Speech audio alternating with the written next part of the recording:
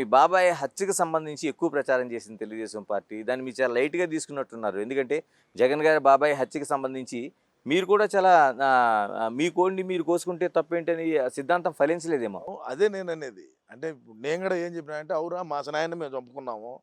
మీ సినాయన్ని చంపలా. మా ఇంట్లో కోడిని మేము కోసుకునేదానికి మీ బాధేంది? మీకొచ్చిన నొప్పేంది? మీ ఇంట్లో కోడిని మేము కోయలా, మీ సినాయన్న మేము కోయలా.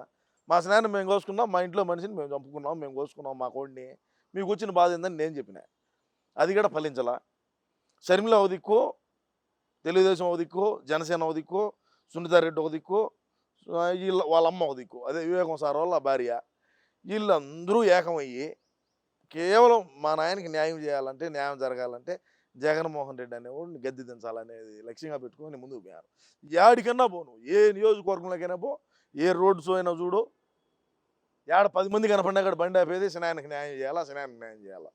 షర్మిల ఇంక డ్యామేజ్ ఏమవుతుందిలే బా, ఇదేంట్లో ఏమైంది, ఇంక ఇది అవ్వబోతుందిలే, ప్రజలు మేము చెప్పింది తింటారులే, మనం ఇచ్చినట్టు ఏదో 1-2 పథకాలు అవి ఉన్నాయి కదా, సరే ఏదో వాటితో గెటన పడతాంలే అని అనుకున్న మాట వాస్తవమే. అది రాను రాను జనవరికి వచ్చేతలకి పూర్తిగా డ్యామేజ్ అయిపోయింది. ఈ సంవత్సరం జనవరిలోకి వచ్చేతలకి ఇంక మనం గెలిచాం అనే దీంట్లో పడిపోయినాడు అన్న. అప్పుడు నేను ఎంట్రీ ఇచ్చిన, అన్న మళ్ళా ఎటైనా సరే మళ్ళా నిలబెట్టాలా, 30 ఏళ్ళ పాటు మనమే అధికారంలో ఉండాలని జనవరి నుంచి నా ఈ పోరాటం సాగించా. అంటే ఇంత ముందు కూడా చేసేవాడిని, ఉంగరంతో స్పీడ్ పెంచిన జనవరి నుంచి. కాదయా, ఎవరు చూసా వాళ్ళ సినాయన చంపినారు, వాళ్ళ సినాయన చంపినా, మీ సినాయన చంపినావా? మా సినాయన మేము నరుక్కున్నాం, మా ఇంట్లో కోండి మేము కోసుకునేదానికి మీ పర్మిషన్ ఏందయ్యా? భలే మగోళ్ళుగా ఉన్నారు మీరు మాట్లాడటమా?